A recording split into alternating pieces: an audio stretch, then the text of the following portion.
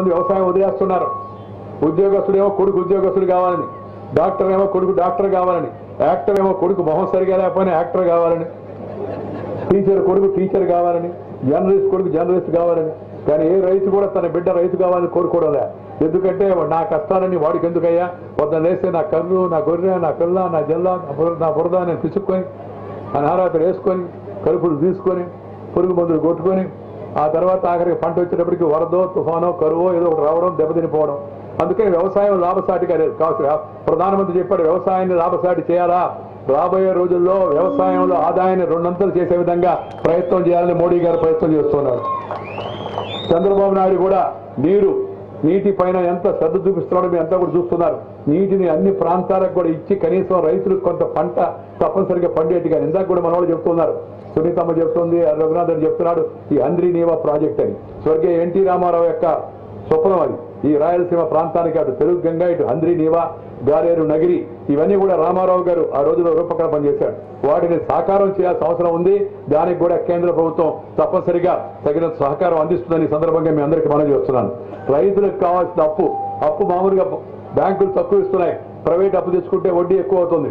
దాన్ని కట్టుకోలేకుండా ఆత్మహత్య చేసుకుంటున్నారు. అందుకని మోడీ గారి ప్రభుత్వం ఈ సంవత్సరం 9 లక్షల కోట్లు గ్రామీణ రైతాంగానికి అప్పులు ఇవ్వాలని చెప్పి నిర్ణయించింది. దాంతోపాటు నీటిపారుదలకు నబార్డు కింద 20,000 కోట్ల రూపాయలు అదనపు సహాయాన్ని అందజేస్తా ఉంది. అలాగే గ్రామీణ ప్రాంతాల్లో రోడ్లు చాలా అవసరం. నేను అంతకుముందు గ్రామీణాభివృద్ధి మంత్రిగా ఉన్న వాజ్పేయి గారు వచ్చి ఇప్పుడు తెచ్చాడు. ఆయన air connectivity, rail connectivity, highway connectivity, rural connectivity, tele connectivity, television connectivity తెచ్చాడు. చెన్నై, కలకత్తా, ఢిల్లీ, జైపూర్, అహ్మదాబాద్, ముంబై టు బెంగళూరు, కృష్ణగిరి, ధర్మపురి, కన్యాకుమారి 4-వే హైవే. 50 ఏళ్లలో 1-వే లేకపోతే నో-వే, కానీ 5 ఏళ్లలో 4-వే హైవే, జాతీయ రహదారులు, స్వర్ణ చతుర్భుజ యోజన ఏర్పాటు చేశాడు. దేశంలో విప్లవం తెచ్చాడు. అప్పుడు నేను ప్రధానమంత్రి గారు ఒక మాట చెప్పాను, సార్ ఈ నేషనల్ హైవే బాగుంది సార్, గ్రామాల సంగతి ఏంది?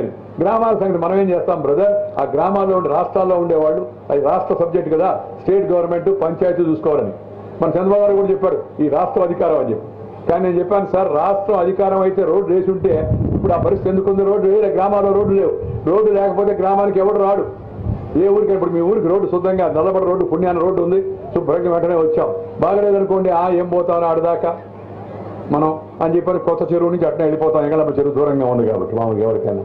అటు కాకుండా గ్రామానికి రోడ్డు లేకపోతే ఎవడు వ్యాపారస్తుడు రాడు, ఉద్యోగస్తుడు రాడు, కలెక్టర్ కూడా రాడు, డాక్టర్ కూడా రాడు.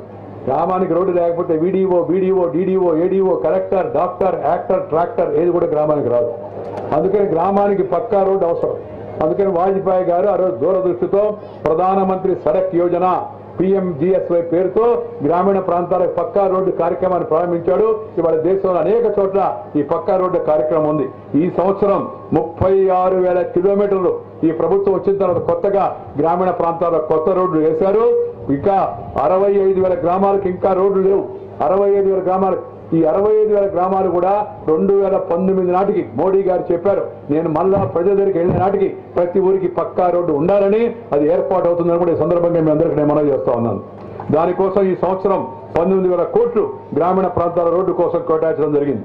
అలాగే మహాత్మా గాంధీ గ్రామీణ ఉపాధి హామీ పథకానికి ఇంతకుముందు 35,000 కోట్లు ఉంటే ఈ సంవత్సరం దాన్ని 38,000 కోట్ల రూపాయలు పెంచడం జరిగింది. ఖర్చు పెడితే ఇంకా కూడా ఇస్తామని చెప్పని మంత్రి గారు చెప్పారు. అలాగే డిజిటల్ ఇండియా క్యాంపెయిన్ పేరుతో అంతా కంప్యూటరైజ్ చేసే వ్యవస్థ కూడా 2,50,000 పంచాయతీల్లో రాబోయే రోజుల్లో డిజిటల్ ఇండియా క్యాంపెయిన్ కూడా పూర్తవుతుందని మీ అందరికీ మనం చేస్తా ఉన్నాను. దాంతోపాటు బ్రాడ్ బ్యాండ్ కనెక్టివిటీ అయితే ఉందో ఈ వైఫై కనెక్షన్, అలాగే ఈ సెల్ ఫోన్ ఉన్నాయి చాలా దగ్గర, ఫోన్ కనెక్షన్ ఎక్కువ ఇచ్చేశారు కానీ టవర్స్ బెటరా. మనం హల్లో అంటున్నా కూడా అది సరిగా పలకదు. ఇటు తిరిగి కొంతసేపు అటు తిరిగి కొంతసేపు తిరగాల్సి వస్తుంది. అందుకని బ్రాడ్ బ్యాండ్ కనెక్టివిటీ చేపట్టే కార్యక్రమాన్ని కూడా పెద్ద ఎత్తున ఈ ప్రభుత్వం చేపట్టిందని సందర్భంగా మీ అందరికీ మనం చేస్తున్నాను.